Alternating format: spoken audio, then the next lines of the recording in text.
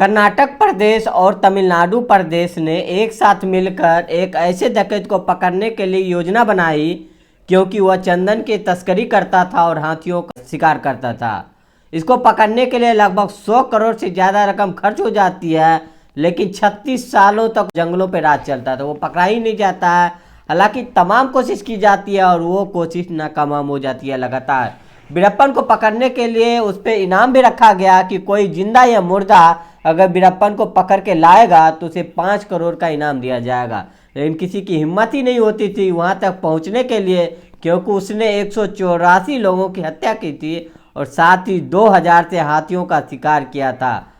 हाथियों के जो दांत होते उसके तस्करी के लिए उन्होंने लगभग 16 करोड़ रुपये कमाए थे। चंदन की तस्करी करने के बाद उन्हें लगभग 143 करोड़ रुपये के आसपास कमाए थे। इस तरह से बातें थी। हालांकि 18 अक्टूबर 2004 को पुलिस की मुठभेड़ में जब वो बीमार होता है, वो अपना इलाज कराने जा रहा था, उसे एम्बुलेंस की ज़रूरत थी और वहाँ पे पुलिस के पहले से जाल बिछाया था और वो एम्बुलेंस में जाके बैठ जाता है। पता चलता है कि एसटीएफ के अधिकारी उस एम्बुलेंस को चला रहा था और एक स्थान पे जाके रोक देता। 22 से ज़्यादा लगातार पुलिस वालों ने गोलियां चलाई और वीरप्पन का नाम हमेशा हमेशा के लिए दफन हो जाता है, ख़त्म हो जाता है।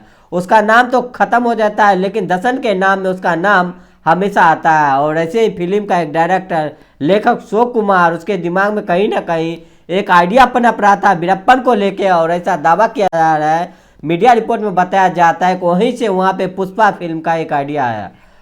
पुष्पा 1 बनती है, फिर पुष्पा 2 द रूल के नाम से एक फिल्म आती है। उसके बाद उस फिल्म ने दुनिया पे तहलका मचा दिया है। भारत के बताते हैं कि सबसे ज़्यादा कमाई करने वाली फिल्म बन जाती है। लेकिन उस वक्त हरकम मचा आता है जब फिल्म की हीरो को जब गिरफ्तार किया जाता है। गिरफ्तार करने के बाद क्या होगा, कितनी सजा हो जाएगी, इस कहानी के माध्यम से हम जानने की कोशिश करेंगे। जय हिंद, जय भारत। मैं कौशल जो आज की सच्ची घटना में सुनाने जा रहा हूँ। ये सच्ची घटना शुरू होती है 5 दिसंबर 2024 को।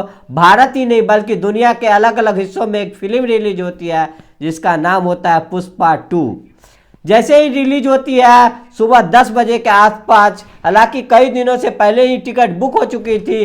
वो टिकट बुक कराने के बाद सिनेमा घरों के अंदर भीड़ लग चुकी थी। अपनी अपनी जो टिकट लोगों ने ली थी अपने देखने के लिए। पुष्पा 2 में ऐसा क्या है, जैसे कि पुष्पा 1 बहुत हिट होती है, लोगों की जुबान पे चढ़ जाती है, वैसे ही पुष्पा 2 रिलीज होने का इंतजार कर रहे थे। सिनेमा घरों में आने का बेसब्री से इंतजार करती है और जब रिलीज होती है तो एक तरफ लोगों ने पिक्चर देखने के लिए सिनेमा घर में जाते हैं, तभी एक पिता एक पति हैदराबाद के एक थाना लगता है चिक्करपल्ली थाने में जाता है। वहाँ जाता है और बड़े उदास होकर खड़ा हो जाता है। एसएचओ के बारे में पूछता है कि साहब कब आएंगे, तो बोलता है कि आने वाले ही हैं। जैसे 10 बजते एक तरफ 10 बजे सिनेमा हॉल में पहला शो शुरू हो जाता है। वही 10 बजे एसएचओ आने का इंतजार कर रहा था और जब एसएचओ आते हैं तो एसएचओ साहब से कहते हैं कि मैं एक एफआईआर दर्ज कराने आया हूँ। जैसे एफआईआर के बारे में पूछा जाता है कि आप करा सकते हैं, नोट करा दीजिए। जैसे ही नाम लेता है तो एसएचओ खड़ा हो जाता है, सोचने में मजबूर हो जाता है कि आखिर ये बोल क्या रहा है। हालांकि वह संध्या थिएटर के ऊपर जो एफआईआर दर्ज कराने की बात कर रही थी और साथ ही साथ पुष्पा के जो हीरो होते हैं अल्लू अर्जुन, उसके ऊपर एफआईआर दर्ज कराने की बात करती है। उसी समय एसएचओ जो है पूरी कहानी सुनते हैं और एसएसपी को फ़ोन करते हैं कि एक आदमी आया है और वो एफआईआर दर्ज कराने की बात कर रहा है। तभी वो पूरी कहानी सुनता है। एसएसपी ने कहा कि अगर वो शिकायत लेकर आया है, अगर शिकायत में पुख्ता जानकारी है तो एफआईआर करिए, जाँच करिए और जाँच करने के बाद जो एस्पेक्ट होगा उस पर कार्रवाई की जाएगी। जैसे तहरीर मिलती है उस आधार पर पता चलता है कि एक दिन पहले यानी कि 4 दिसंबर 2024 को रात लगभग 9:30 बजे के आसपास का वाकया रहा होगा। पुष्पा 2 द रूल फिल्म का जो स्क्रीनिंग चल रही थी, तो संध्या थिएटर के जो स्क्रीनिंग चल रही थी वहाँ पे बड़ी संख्या में दर्शक आ रहे थे। उसी बीच में पता चलता है कि कुछ सुरक्षा गार्ड जो अचानक दिखाई देते हैं और किसी की जब नज़र पड़ती है, क्योंकि वह व्यक्ति पहचानता था कि यह गार्ड किसी और की नहीं बल्कि पुष्पा फिल्म का जो हीरो है अल्लू अर्जुन, उसके गार्ड हैं। बस उसका शोर मचाना था। वैसे कहें कि अल्लू अर्जुन यहाँ पे आ चुके हैं, जब उनकी आने की ना खबर थी, ना कोई सूचना थी, ना कोई प्लानिंग थी। और अचानक ही संध्या थिएटर के अंदर जैसे सुरक्षाकर्मी दिखाई देते हैं तो पता चलता है कि अल्लू अर्जुन भी वहाँ आ चुके हैं। जितने भी भीड़ थी वहाँ पे, ये सुनने के बाद आसपास के लोग तत्काल प्रभाव से वहाँ पहुँच जाते हैं। भगदड़ मच जाती है और भगदड़ कुछ इस तरह से मचती है कि एक महिला होती है, उस महिला के नाम रेवती होती है, लगभग 35 वर्ष उसकी एज होती है। छोटा सा उसका बालक होता है जिसका नाम तेज होता है। वो उस भीड़ में जब फिल्म की स्क्रीनिंग चल रही थी, स्क्रीनिंग के दौरान जब भगदड़ मचती है तो उस महिला के ऊपर कोई कदम रखता है, कोई बच्चे को कुचलने की कोशिश करता है, तो महिला का दम घुटता है। घुटने के बाद उसकी हालत इतनी खराब हो जाती है कि यहाँ से भीड़ छटती है तो पता चलता है कि एक बालक और उसकी माँ दोनों जमीन पे बेहोशी हालत में पड़े हुए हैं। तत्काल उसको नज़दीकी हॉस्पिटल में ले जाते हैं और जैसे हॉस्पिटल ले जाते हैं डॉक्टर इलाज करना शुरू कर देते हैं। पता चलता है कि माँ यानी कि रेवती की मौत हो चुकी है, लेकिन बालक ठीक है। बालक का उपचार होता है, वो ठीक हो जाता है और जैसे उसके पति का ये बात पता चलता है तो पति का रो रो के बुरा हाल हो जाता है। वो सोचने पर मजबूर हो जाता है कि करे तो क्या करे।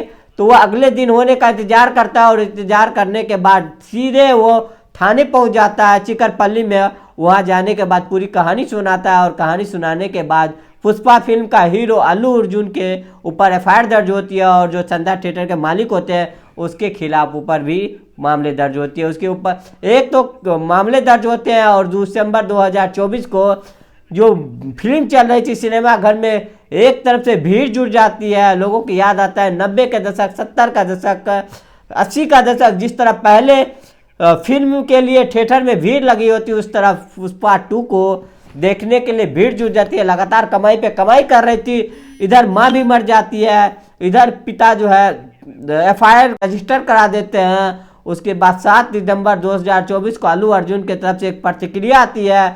वो एक वीडियो रिकॉर्ड जारी करते हैं। रिकॉर्ड करने के बाद पब्लिक को मैसेज देता है कि उससे एक बहुत बड़ी गलती हो गई है, उससे बहुत बड़ी भूल हो गई, उससे माफ़ी चाहिए। जो मृत्यु हुई है उसको लगभग 25 लाख का मुआवजा देने के लिए तैयार है।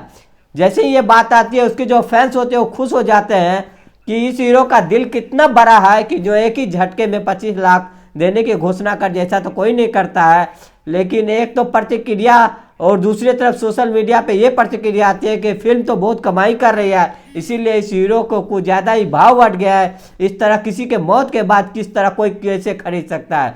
दो तरह की प्रतिक्रिया आ रही थी। लोग खुश भी थे, नाराज भी थे, लेकिन जो हीरो जो अपना काम किया था, वादा किया था, वादा करने के लिए पीछे नहीं हट रहा था और ऐसा लग रहा था कि मामला ऐसे खत्म नहीं होने वाला था। और 7 दिसंबर को उन्हें जो अपील की थी, अपील करने के बाद कोई फर्क नहीं पड़ने वाला था। 11 दिसंबर 2024 को कोर्ट के शरण में जाता है अल्लू अर्जुन और कोर्ट के शरण में जाने के बाद वो कोर्ट से कहता है कि साहब मेरी कोई गलती नहीं है। यानी कि जो फिल्म की स्क्रीनिंग होती है तो कोई भी हीरो वहाँ जा सकता है, आ सकता है, यहाँ पे कोई बड़ी बात नहीं है। ये किसी हीरो के लिए आम बात है थिएटर में जाना, इसीलिए वो चला गया। इससे पहले भी वो कई बार जाते रहे, लेकिन उनको नहीं पता था कि उस पे यहाँ पे इतनी सारी भीड़ जुट जाएगी और यहाँ पे हादसा हो जाएगा। इसीलिए जो एफआईआर दर्ज कराएगा उसको रद्द कर दीजिए। लेकिन कोर्ट की तरफ से कोई प्रतिक्रिया नहीं आता, तो मामला बढ़ता जा रहा है। एक तरफ फिल्म लगातार कमाई करती जा रही थी, दूसरी तरफ अल्लू अर्जुन की जो मुसीबतें थी वो लगातार बढ़ती चली जा रही थी। 12 दिसंबर 2024 को अल्लू अर्जुन की जो फिल्म थी लगभग 7 दिन में 1000 करोड़ से ज़्यादा कमा चुकी थी। और इसी की खुशी जाहिर करने के लिए पुष्पा की टीम सीधे साउथ से दिल्ली पहुंचती है और दिल्ली आने के बाद ये एक प्रेस कॉन्फ्रेंस करते हैं और प्रेस कॉन्फ्रेंस करने के बाद खुशी जाहिर करते हैं, पार्टी मनाते हैं। सब कुछ ठीक चल रहा था, लगभग ऐसा लग रहा था कुछ है ही नहीं। इसी बीच में बताया जा रहा था कि हमारे फिल्म जो है पूरे वर्ल्ड वाइड, पूरे दुनिया के अलग अलग हिस्सों में जो रिलीज होती है, अलग अलग भाषाओं में रिलीज होती है, लगभग उससे लगभग 1000 करोड़ रुपए कमा चुके हैं। और जैसे कमाई का जश्न ही मनाए थे, अपने अपने घर पहुंच रहे थे। 13 दिसंबर 2024 को लगभग दोपहर का समय था। अचानक से ही चकरवली पुलिस स्टेशन के जो पुलिस होती है वो वहाँ अचानक अल्लू अर्जुन के घर पहुंचती है। और जैसे ही पहुंचती है, जाहिर से बात है कि जब हीरो के घर में हड़कंप मचना जाहिर था और हड़कंप मचते जैसे ही पुलिस को देखते ही जो अल्लू अर्जुन होते हैं उसके परिवार वाले होते हैं वो लगभग मौजूद थे वहीं पे। कुछ फैंस भी मौके पर आ जाते हैं और इस बीच में पुलिस वाले जो होते हैं अल्लू अर्जुन को गिरफ्तार करने के लिए कहते हैं हम आपको फमला मामले में गिरफ्तार करने आए हैं। और जैसे गिरफ्तार होने की बात आती है तो ये मामला सोशल मीडिया पे बहुत तेज़ी से वायरल होने लगती है। जो वहाँ मौके पे मौजूद थी वो वीडियो बना रहे थे और जब वीडियो बनाया जा रही थी इसी वक्त वीडियो बनाते वक्त सोशल मीडिया पे तेज़ी से वायरल होने लगती है। एक तरफ फैंस को बात पता चल दी जाती है कि अल्लू अर्जुन की गिरफ्तारी हो जाती है, और गिरफ्तारी की जो बात आ रही तो पुलिस की गाड़ी जो होती है, गाड़ी में उसको बैठाई जाती है। गाड़ी में बैठाने के बाद पुलिस वाले उसके साथ लेके चले जाते हैं, और सोशल मीडिया पे पूरे दिन यही खबर चलती रहती है 13 दिसंबर 2024 को कि जो साउथ के हीरो है अल्लू अर्जुन, जिनकी वजह से पूरी फिल्मी दुनिया में एक नया जो है मुकाम काबिल हुआ है कि शायद इससे पहले इसके बड़े लेवल पे इतने कम समय में किसी फिल्म ने इतनी कमाई नहीं की है। पूरे भारत में एक रिकॉर्ड बना दिया है। उनके चाहने वालों की संख्या लगातार बढ़ जाती है, और जैसे ही उसकी गिरफ्तारी की सूचना मिलती है, उसके फैंस होते हैं वो सोचने पे मजबूर हो जाते हैं कि आखिरकार अब क्या होगा।